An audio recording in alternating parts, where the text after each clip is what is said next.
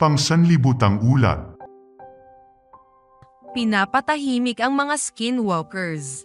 October 5, Arizona. Allison. Si Allison ay isang guro ng horsemanship sa Holbrook Seventh-day Adventist Indian School. Hindi niya alam ang tungkol sa mga skinwalkers, ngunit nalaman niya ito nang bigla siyang sinabihan ng isang estudyante na huminto sa pagsipol sa dilim.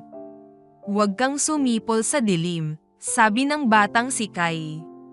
"Bakit?" tanong naman ni Allison. Nakahiligan kasi ni Allison na sumipol, maging araw man o gabi. Takot na ipinaliwanag ni Kai kay Allison na ang pagsipol sa gabi ay isang imbitasyon para sa mga skinwalkers.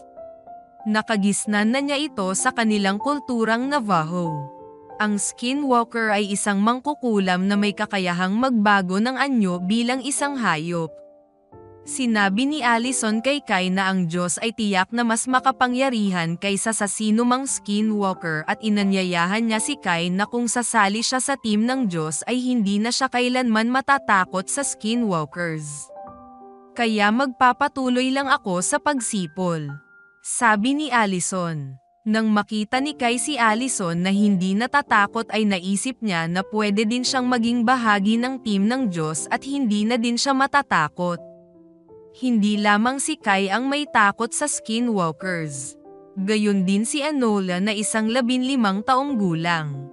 Bahagi ng kanilang lesson sa horsemanship ang pagpapakain at pagpapainom ng kanilang kabayo sa gabi.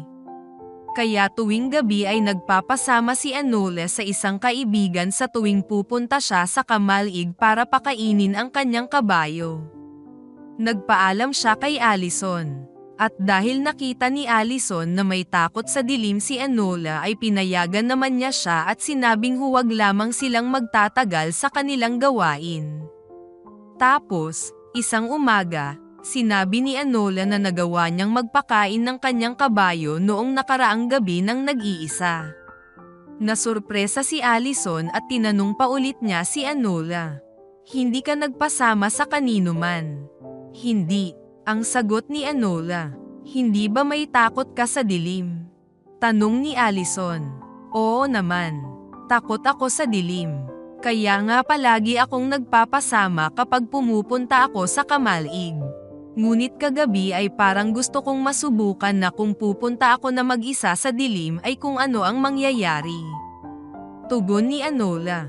"At ano naman ang nangyari?" tanong ulit ni Allison. "Wala namang anumang masamang nangyari," sagot ni Enola. "Siyempre naman," tugon ni Allison. Tapos nagkwento ulit si Enola kay Allison. "Alam mo ba na muntik na nila akong makuha dati?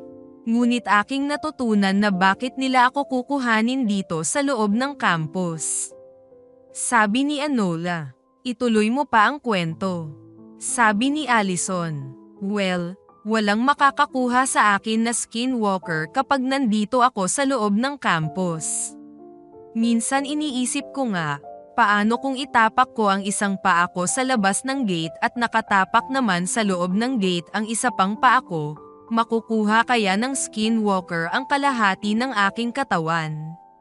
Sabay tawa ng malakas ni Enola. Napangiti si Allison.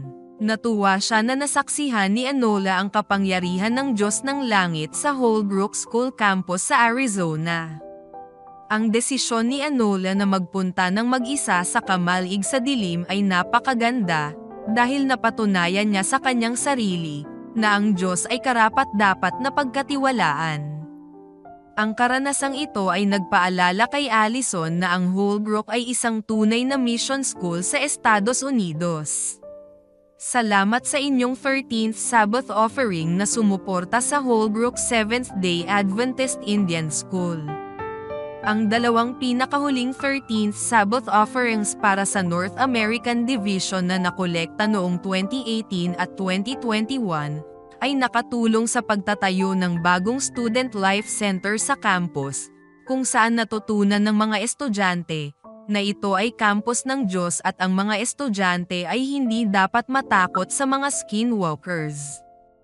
Ang bahagi ng ating Sabbath School offering sa quarter na ito ay makakatulong sa pagbubukas ng Center of Influence para sa mga Native people sa Alaska.